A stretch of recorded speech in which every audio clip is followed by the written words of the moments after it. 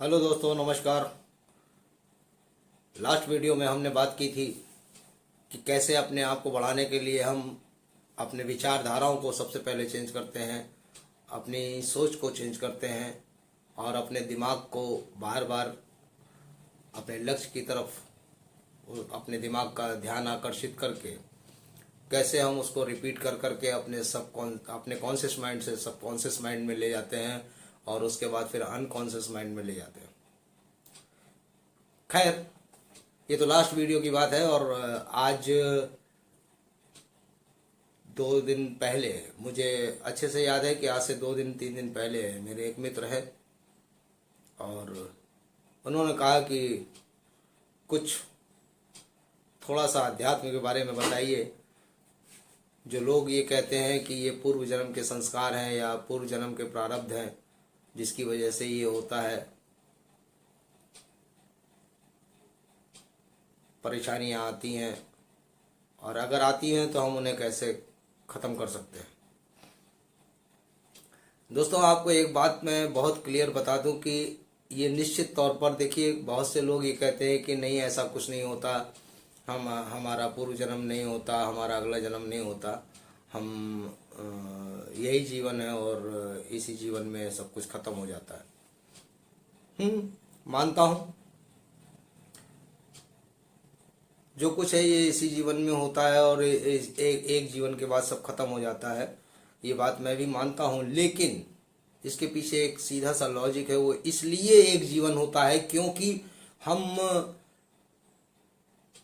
पहले का कुछ हमारे जो कर्म होते हैं या जो हमारे संस्कार होते हैं, हम पहले की बातों को याद नहीं कर पाते, हमारी जानकारी में नहीं होता है। लेकिन ऐसा नहीं है। मैं आपको जानकारी दे दूं स्पष्ट तौर पर कि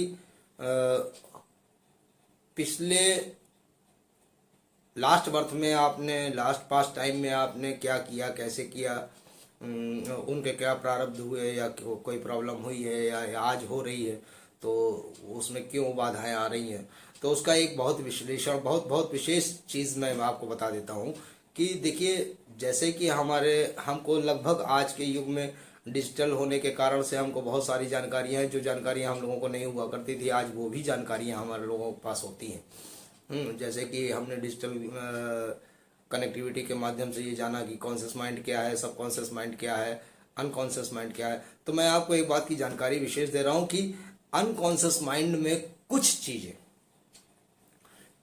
ऐसी होती हैं जो बहुत डीपली हमारे अनकॉन्शियस माइंड में होती है। और अब ऐसा नहीं है कि पूरे जीवन का पूरा जीवन हमारे अनकॉन्शियस माइंड में फीड अप होता है, ऐसा नहीं होता है। हमारे अनकॉन्शियस माइंड में वो चीज़ें फीड होती हैं, वो चीज़ें हमारी याददाश्त में कहीं ना कहीं दबे हुए भाव में बनी रह जाती हैं। जैसे कि अक्सर आप देखते हैं कि कुछ डाटा डिलीट हो गया आपके कंप्यूटर से या आपके लैपटॉप से या आपके मोबाइल से, और आप उसको रिकवर कर लेते हैं। ऐसे कुछ कारण या कुछ रास्ते होते हैं जिनसे आप उसको रिकवर कर लेते हैं। उसी तरह से अनकॉन्शियस माइंड में कुछ चीज़ें होती हैं जो विशेष घटनाक्रम होते हैं जीवन के, जो जीवन के बहुत विशेष घटनाक्रम होते हैं, वो कहीं ना कहीं हमारे अनकॉन्शियस माइंड में एक आध चीज़ें वो रह जाती हैं। जैसा कि हम सब जानते हैं कि कर्म प्रधान चीज़ होती है, कर्म प्रधान जीवन होता है। तो इन कर्मों में बहुत सारी चीज़ें आती हैं। मैं क्यों कहता हूँ, मैं इसीलिए कहता हूँ कि कभी किसी को बुरा मत कहिए, कभी किसी के बारे में बुरा मत सोचिए, कभी किसी के बारे में ऐसा ख्याल नहीं करना चाहिए कि जिससे कि आपको ये जहाँ फील होता है कि सामने वाले को हमें तकलीफ हो, सामने वाला दुखी हो तो मैं खुश हो जाऊं, ऐसी भावनाएं कभी नहीं होनी चाहिए। उसका कारण है, उसका कारण सीधा देखिए। जैसे एक उदाहरण के तौर पर समझाना चाहता हूं कि जब आप किसी व्यक्ति को गाली देते हो या आप बुरे शब्द अपशब्द कहते हो, तो सबसे पहले वो अपशब्द या वो गाली या वो वाक्य या वो बात या वो शब्द सबसे पहले कहाँ उपजता है? सबसे पहले हमार अगर हम किसी सामने वाले को कुछ गलत कह रहे हैं तो सबसे पहले वो शब्द का विचार जो है वो हमारे दिमाग में आता है। हमें देना दूसरे को है, लेकिन वो हमारे विचार में आता है, फिर वो दिमाग से जुबान पे आता है, फिर जुबान से वो शब्द आवाज के तौर पर बाहर जाता है। इतना तो बिल्कुल क्लियर है। और जब हमारे विचार में आया तो वो सामने वाले को असर नहीं किया, वो हमको असर किया। वो हमारे विचार में आया, हमारी विचारधारा में आया, हमारे दिमाग में उस शब्द का आकलन शुरू हुआ। उसने सबसे पहला नुकसान हमारा खुद का किया। दिमाग मतलब क्या? हमारी सेल्स हमारे कॉन्शियस माइंड में गया, हमारी पूरे सेल्स को एक संदेश गया उस गाली शब्द का, उस अपशब्द का। उसके बाद वो जुबान पे आया, और जब जुबान पे आया तो हमारी जुबान गंदी हुई, हमारा कर्म खराब हुआ, हमारी आवाज से वो मुंह से निकला, हमारी साउंड खराब हुई। आवाज तो हमारी है। देखिए, ये तो आप सब जानते हैं ना कि प्रकाश और ध्वनि कभी नहीं मरते। इंसान का शरीर मरता जाता है, फिर आता जाता है, लेकिन ध्वनि का कोई अंत नहीं है, प्रकाश का कोई अंत नहीं है। तो जो ध्वनि आपके मुंह से निकली किसी के लिए अपशब्द में, या जो भावना आपके मन से निकली किसी के लिए बुरी बात के लिए, या उसको दुख हो ऐसा कुछ, तो वो वातावरण में विचरण करता है। अगर आपने आवाज के तौर पर कहा है तो वो शब्द बार बार वो पूरी हवाओं में, पूरी प्रकृति में घूमता है, और वो आपको उससे न जाने कितने गुना असर वो लौट करके आपके ही पास आ जाता है। क्यों? क्योंकि वो आवाज तो आपकी है भाई, वो आवाज आपकी है। इसलिए किसी को अपशब्द नहीं कहना चाहिए, किसी के बारे में गलत नहीं। अब आप कहेंगे कि साहब हमने आवाज तो दी नहीं, हमने तो मन में सोचा था। अरे भाई, आपने मन में सोचा था, लेकिन ये सोचिए कि आपने मन में सोचा तो वो आपकी सेल्स में, आपके दिमाग में, आपके बॉडी के प्रत्येक सेल्स तक वो संदेश पहुंचा ना। तो वो नुकसान किसको करेगा? दूसरे को थोड़ी ना करेगा, आपको ही करेगा।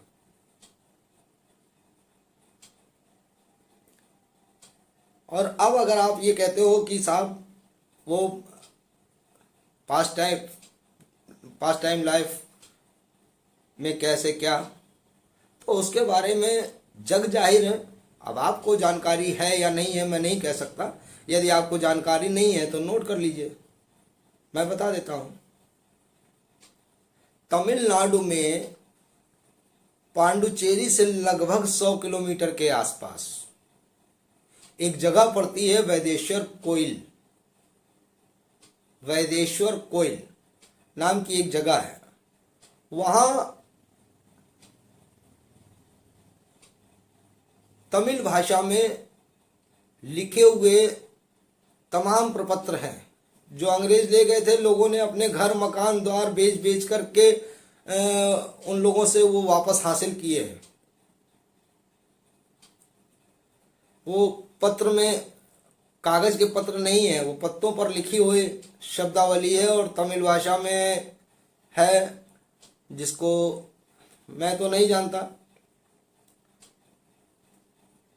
वहां इस संसार में जितने भी मनुष्य हैं,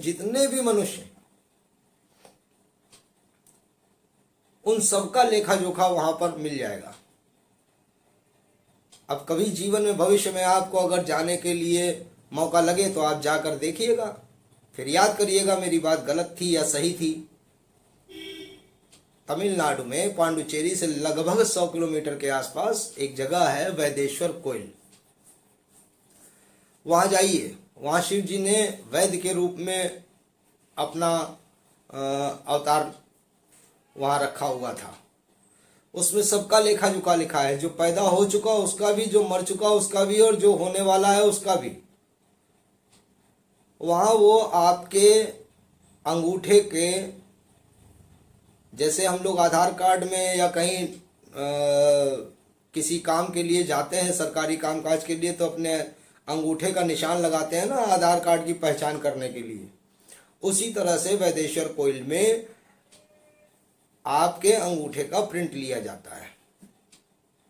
उनकी अपनी उन्होंने धरोहर रख रखी है और सालों साल पुरानी धरोहर है, उसका संभालने का खर्च आता है, या उन्होंने विचारों ने अपने व्यवस्थाएं करी जैसे तैसे। उनके पूर्वजों ने घर द्वार जमीन बेच बेच करके उस सारे कागज हम अंग्रेजों से वापस लिए थे, तो उसकी वो फीस लेना उनका जायज़ है, वो फीस लेते हैं और बहुत ज़्यादा नहीं है।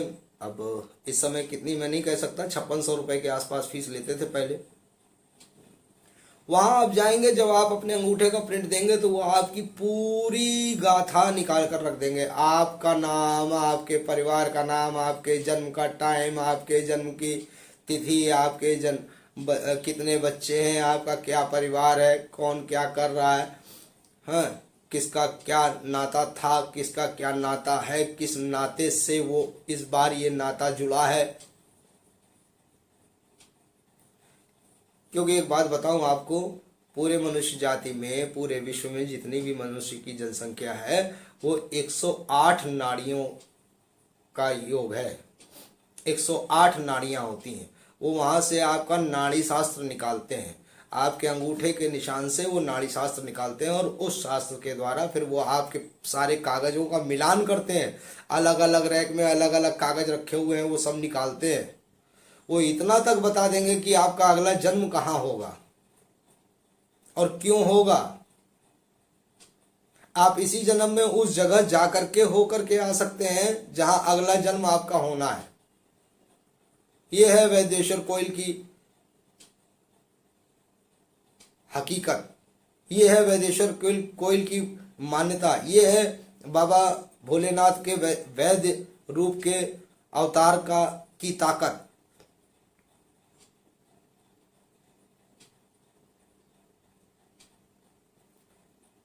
तो अध्यात्म को अध्यात्म की तरह से समझें, न कि उसको अंधविश्वास की तरह से समझें, लेकिन अध्यात्म को अध्यात्म तो समझें। वहां आपका पूरे पूर्व जन्म का लेखा जोखा मिल जाएगा कि आप क्या थे, आप पिछले जन्म में क्या थे या कितने साल पहले थे, और किस कारण मनुष्य जन्म है, या पहले भी मनुष्य जन्म था तो इस बार जो जन्म है वो किस कारण है, परिवार कैसा होगा, आर्थिक स्थिति कैसी होगी, राजा महाराजा के घर में जन्म लोगे या किसी गरीब की झोपड़ी में जन्म लोगे, तो ये सब कुछ लेखा जोखा पहले से वहाँ है। अब इसका मतलब ये तो नहीं है कि आप कुछ करना धरना बंद कर दें, साहब पहले से लेखा जोखा है, जो भगवान ने लिख रखा होगा वही होगा। आप अपने कार्य को लगन से, अपनी श्रद्धा से, ब्रह्मांड का धन्यवाद देते हुए, पल पल ब्रह्मांड का धन्यवाद देना चाहिए, पल पल धन्यवाद देना चाहिए ईश्वर का। ये जो हम सांस ले रहे हैं ये बहुत पतली डोर है, ये इन शुद्ध हवाओं का बहुत धन्यवाद है। मैं इनका आभारी हूँ जो शुद्ध हवा, जिसकी वजह से मेरा जीवन जीवित है पल प्रतिपल। ऐसा भाव हमारे मन में होना चाहिए। और पूर्व जन्म के संस्कार तो होते ही हैं, उनको उनकी कारण से जो समस्या आपको आ रही है वो कैसे दूर हो सकती है, तो उसको दूर करने के लिए सबसे पहला चाहिए कि आपको हीलिंग करनी चाहिए अपनी खुद की स्वतः, कि भाई जो मेरी समस्या रही है या जो चल रही है या जो मेरे से बुरा कर्म कहीं हुआ है तो वो उसके लिए मुझे माफ़ किया जाए। ऐसा ब्रह्मांड से प्रार्थना करिए और जो करना है उसके बारे में सोचिए, और जो कार्य आप करना चाहते हैं, जो लक्ष्य आपने निर्धारित अपने जीवन का कर रखा है या आप उसमें प्रयास कर रहे हैं, आप उसमें मेहनत कर रहे हैं, प्रैक्टिस कर रहे हैं, बराबर मेहनत कर रहे हैं। तो एक बात ध्यान कर लीजिएगा, जैसे मैग्नीफाई ग्लास होता है, आप कागज़ पे सूर्य के सामने लगाते हैं, और अगर आप जलने से 1 सेकंड पहले क्या आधे सेकंड पहले भी अगर उसको हटा लेते तो फिर आग नहीं लगती। इसलिए टिके रहिए, लगे रहिए, अपने लक्ष्य की तरफ लगे रहिए, प्रतिपल ब्रह्मांड का, यूनिवर्स का धन्यवाद अदा करते रहिए। और जो भी पूर्व में मुझसे कहीं कुछ गलतियां हुई हैं उसके लिए ब्रह्मांड से मैं क्षमा प्रार्थी हूँ, मैं क्षमा मांगता हूँ। मेरे से जो भी कुछ गलत हुआ या जिसने भी मेरे साथ जो कुछ गलत किया उन सबको ईश्वर क्षमा करें, ऐसा भाव लेकर के। और उसके बाद आप अपने कार्य के प्रति जहाँ लक्ष्य आपने निर्धारित किया उसके प्रति जुटे रहिए, बार बार उसके बारे में सोचिए, और सोचने के साथ साथ खुद को अंदर से महसूस करिए कि मैं वही कार्य कर रहा हूँ। तो सफलता, दुनिया की कोई ताकत ऐसी नहीं है जो उस सफलता को रोक सके और आपको कामयाबी के रास्ते तक ना पहुंचा सके। कामयाबी के रास्ते से मतलब मेरा ये नहीं है कि आप रास्ते पे छूट जाएंगे। आप रास्ते पे छूटेंगे तो अपनी लापरवाही के कारण या कोई प्राकृतिक आपदा के कारण। बाकी अगर आप में लगन है तो दुनिया की कोई ताकत आपको रोक नहीं सकती। आप में संपूर्ण, हम लोगों में संपूर्ण ताकत होती है हर तरह से हर चीज को मैनेज करने की। हमें ज्ञान नहीं होता है, हमें सिखाया नहीं जाता है, हमें बताया नहीं जाता है, क्योंकि पुरानी जो परंपरा थी, जो पहले लोग हम लोगों को सिखाते थे या हम लोग सीखते थे, वो तो अब शिक्षा है नहीं। और उसी का खामियाजा है कि आज बहुत से लोग परेशान होते हैं। ज़्यादातर परसेंटेज भारत में, अपने भारत में लोग आर्थिक तंगी का सामना करते हैं। तो मेरा यहाँ ये कहने का मतलब है कि लगे रहिए, काम कोई छोटा बड़ा नहीं होता है, दिल से करिए, लगन से करिए, कामयाबी कोई रोक नहीं सकता। और दिन रात ईश्वर का धन्यवाद अदा करिए, और जो गलतियां होती हों या जो गलती होती हो उसे दोबारा न दोहराइए। यही एक रास्ता है हमें आगे बढ़ने का। दोस्तों, मेरा ये आलोक तिवारी ब्लॉगर चैनल कुछ ही समय से यूट्यूब पर आया है। अगर आपको हमारी बात, हमारी चीज़, हमारे अनुभव आपको पसंद आते हों तो लाइक, सब्सक्राइब करें, शेयर करें, और लोगों तक भी कुछ मेरे जीवन के अनुभव जाएं, जिससे कि किसी को प्रेरणा मिले। और कोई व्यक्ति जो कुछ ऐसी समस्याओं से जूझ रहा हो जहाँ से उसे कोई रास्ता नहीं मिल रहा है, हो सकता है उसे कुछ मनोबल मिले और वो तरक्की की राह पर चले, आगे बढ़े। मेरी शुभकामनाएं हम सभी लोगों के साथ हैं। धन्यवाद, नमस्कार।